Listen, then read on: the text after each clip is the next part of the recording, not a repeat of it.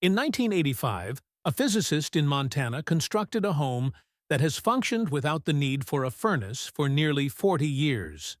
It features no solar panels, no heat pumps, and results in no monthly energy bills. By burying a basic insulation umbrella underground, he turned the Earth itself into his heater. This system stored the warmth of summer and released it throughout the long winter. However, the heating industry buried this technology even deeper than his insulation. By the conclusion of this video, you will discover exactly how this system works. His name was John Haight, not a contractor or an architect, but a physicist. He lived in Missoula, Montana, where winter temperatures regularly drop to -30 degrees Celsius. While the rest of the construction world continued building the same insulated boxes and filling them with furnaces, Haight asked a question that nobody in the heating industry wanted to hear. Why are we burning fuel to heat the air inside a structure when the largest thermal battery on the planet is sitting right beneath our feet? Every conventional home you have ever lived in was built using the same model. Insulate the walls, insulate the roof, seal the building off from the ground, and then spend a fortune heating the air trapped inside. Haight looked at this model and saw it as backwards. The Earth was not the enemy to be sealed out. The surface was the enemy that allowed stored heat to escape. Consequently, he proposed the exact inverse of everything the industry taught. Do not insulate your home from the Earth. Instead, insulate the Earth from the sky. Let the ground do the work. In 1983, Haight published his findings in a book titled Passive Annual Heat Storage. The physics behind it have never been debunked, and the book remains in print today. His Montana home is still standing and is still heated by nothing but dirt. Yet, almost nobody has heard of him. That silence is not an accident or an oversight. Once you understand why, you will never look at your furnace the same way again. Haight did not invent this from nothing. The principle he quantified is thousands of years old. Entire civilizations were built upon it, and then, somehow, the modern world forgot. Travel to Cappadocia in central Turkey. Beneath the dusty surface lies Derinkuyu, an underground city carved from volcanic tuff beginning around the 8th century BCE. This was not a small shelter. Derinkuyu descends more than 60 meters into the earth. It housed up to 20,000 people. Livestock pens, storage rooms, chapels, and ventilation shafts, all carved from stone deep below the surface. The interior temperature held steady between 13 and 15 degrees Celsius year-round. While the ground above baked at 40 degrees in summer and froze in winter, the people underground lived in stable, comfortable conditions. They had no thermodynamics textbooks, but they had something better: generations of observation. They knew the Earth at depth holds its temperature. Now, travel east to ancient Persia around 400 BCE. Engineers there built massive dome structures called yakhchals with deep underground vaults. These were ice factories in the desert. In a climate where summer temperatures exceeded 40 degrees Celsius, Persian builders manufactured and stored ice using nothing but the thermal mass of the Earth and the cold of winter nights. They charged the ground with cold during winter and harvested it through summer. This was annualized thermal storage operating in reverse, executed flawlessly more than 2,000 years before anyone gave it a scientific name. Then look to Rome. The Hippocaust system of the 1st century BCE channeled heated air beneath raised stone floors. Roman engineers understood that heating the mass of stone and earth beneath the building produced sustained, even warmth far superior to heating the air above it. They were deliberately charging thermal mass.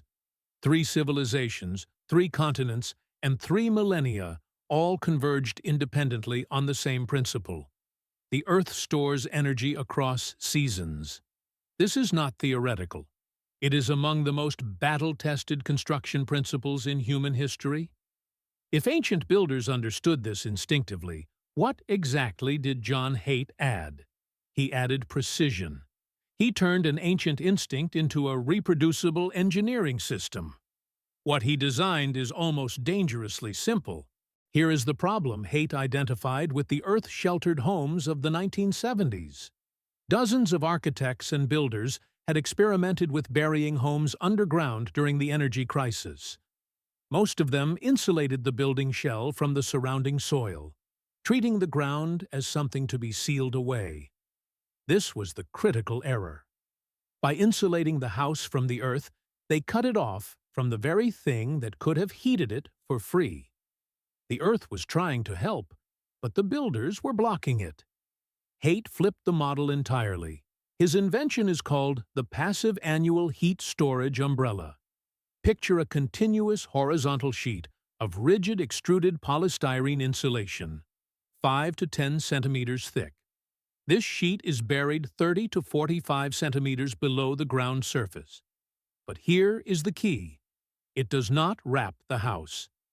It extends outward from the building foundation 6 to 8 meters in every direction, like a massive underground parasol. The umbrella does not insulate the home from the earth. It insulates the earth from the atmosphere. That single inversion is the entire breakthrough. Think about what happens physically beneath that umbrella. It creates a thermally isolated earth mass around and under the home. We are talking about 300 to 500 tons of soil completely cut off from the temperature swings at the surface. During summer, solar radiation and warm air heat the ground above the umbrella. That warmth conducts slowly downward and inward through the soil toward the building foundation. The journey takes weeks, sometimes months. When winter arrives, the umbrella prevents that stored heat from radiating back up into the freezing sky. By January, the warmth deposited in June has migrated to the foundation zone. The home sits inside a warm cocoon of earth, releasing stored energy through the slab and walls by simple conduction. The results from Haight's Montana prototype are staggering. Interior temperatures stabilized between 18 and 22 degrees Celsius year-round. There was no furnace, no boiler, and no heat pump running outside. Even when Montana winters dropped to -30, the home held steady at a comfortable 20 degrees. The annual heating cost was zero. Haight added another elegant layer to the system. Buried air intake tubes made from PVC or corrugated high-density polyethylene, 15 to 30 centimeters in diameter, running 15 to 30 meters underground at a depth of 2 to 3 meters.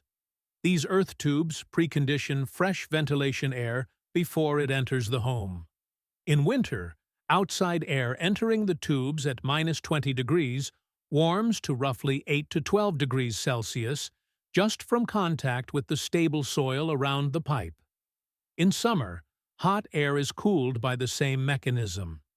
Research documented by the American Society of Heating, Refrigerating, and Air Conditioning Engineers confirms that earth tube systems consistently shift incoming air temperature by 10 to 15 degrees toward the stable soil baseline. There are no moving parts, no electricity consumed, no maintenance schedule, and no replacement cycle. The fuel is sunlight hitting dirt. The mechanism is heat moving through soil. The operational lifespan is essentially geological. The physics are proven. The data is documented. And Haight was not the only one who proved it works. Homes built on this system have been quietly operating for decades.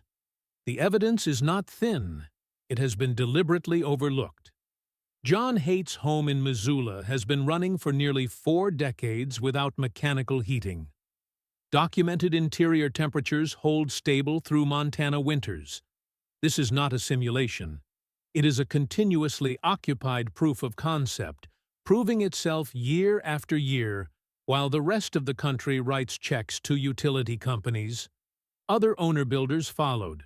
Through the late 80s and 90s, They worked directly from Haight's published methodology, scattering passive annual heat storage homes across states and provinces. The reports were remarkably consistent: dramatically reduced heating bills, or no heating bills at all, in climates that would crush a conventional home the moment the furnace failed.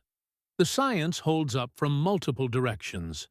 Oak Ridge National Laboratory published data showing that soil temperature at 3 to 4 meters deep stays nearly constant year-round, hovering close to the local mean annual air temperature.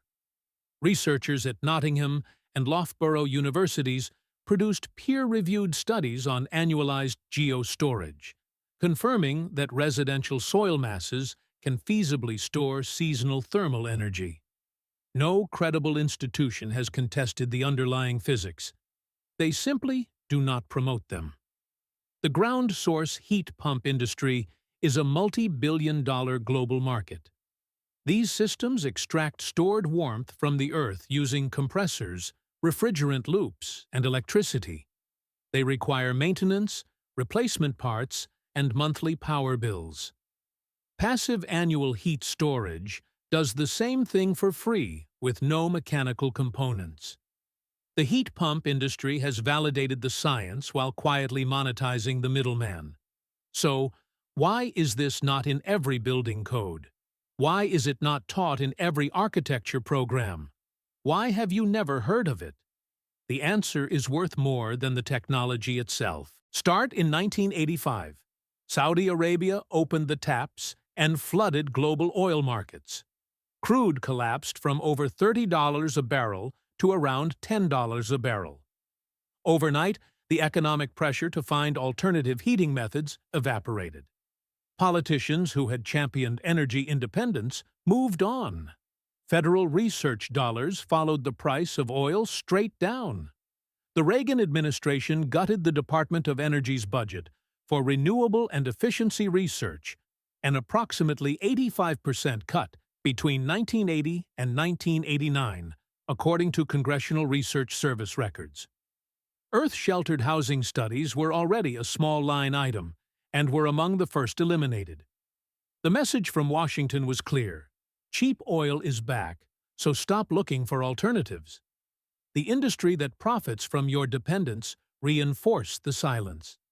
The U.S. residential heating and cooling market generates roughly $120 billion every year in furnaces, boilers, heat pumps, ductwork, refrigerant, filters, installation labor, and service contracts. A technology that eliminates the need for all of it is not an innovation to this industry, it is an existential threat. Not one major HVAC manufacturer has ever funded, tested, or promoted passive annual heat storage research. That silence is not accidental. Building codes lock the door further. The International Residential Code and the International Building Code contain zero provisions for annualized earth thermal storage. If you want to build a patch home today, you need engineering variances, custom approvals, and inspectors willing to evaluate blueprints they have never seen. When the code does not recognize a construction method, lenders will not finance it, and insurers will not cover it. The system does not need to ban PHS. It just pretends it does not exist. Fannie Mae and Freddie Mac have historically penalized non-standard construction in their underwriting guidelines. An earth-sheltered home with a PHS umbrella faces higher borrowing costs or outright loan denial. This is not because the engineering is flawed, but because the financing system was never built to recognize it. Families staring at mortgage rejection letters for a home that would never need a heating bill, that is the system working exactly as designed. There is no single villain here, no secret memo ordering suppression. It is just a web of aligned financial incentives where every gatekeeper benefits from the status quo. Energy companies sell fuel, manufacturers sell equipment, code bodies maintain standards written around that equipment, and mortgage agencies lend against conventional construction. Every link in the chain profits when you keep paying to heat air inside an insulated box. the suppression of pets is not a conspiracy. It is an economy. But information cannot stay buried forever. Online communities of owner-builders, permaculture designers, and off-grid engineers are sharing Haight's methodology openly across forums and platforms worldwide. His book has found a new generation of readers who are not waiting for permission. They are building energy independence with their own hands. Modern building science is converging from another direction. The Passive House Standard validates everything Haight proved decades ago. Preventing heat loss is vastly more efficient than generating heat. Passive House focuses on super insulation and air tightness above ground, while PATS manages thermal mass below. They are complementary halves of the same solution. A home with a PAS umbrella beneath and Passive House level air tightness above may represent the most energy-efficient residential construction method on Earth.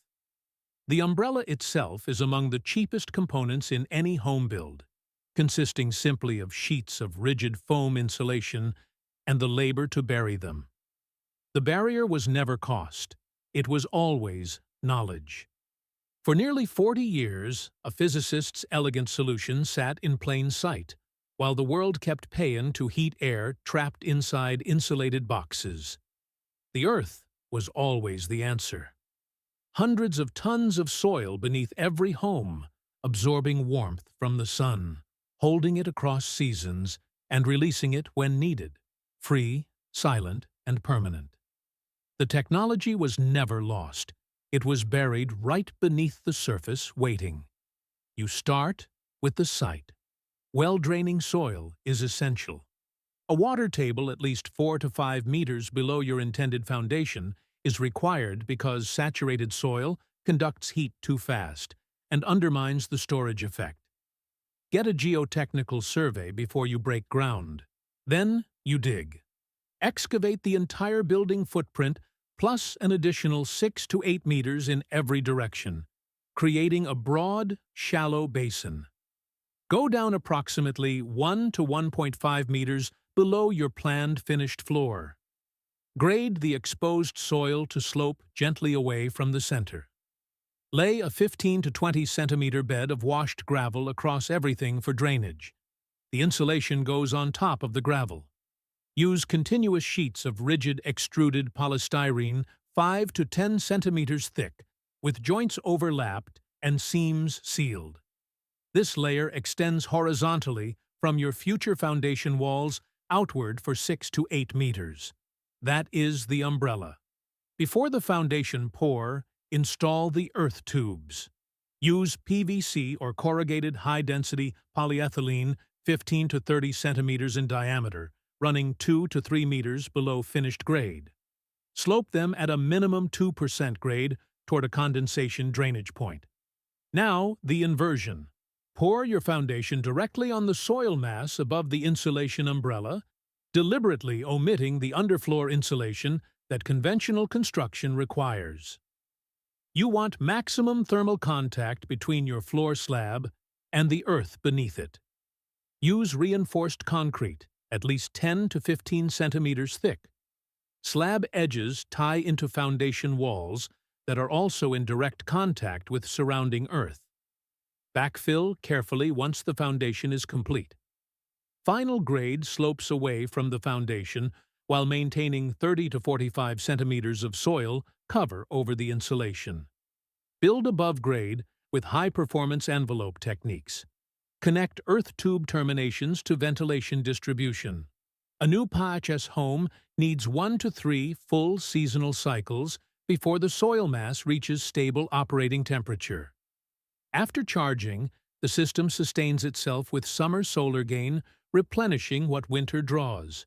It is a permanent annual cycle requiring no fuel, no maintenance, and no mechanical intervention. The knowledge exists. Now you have it too. If this story changes the way you look at the ground beneath your feet, please subscribe and like this video. We are uncovering the history and the science that they have tried to keep buried.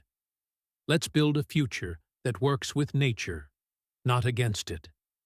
The next hidden treasure of knowledge will be revealed soon.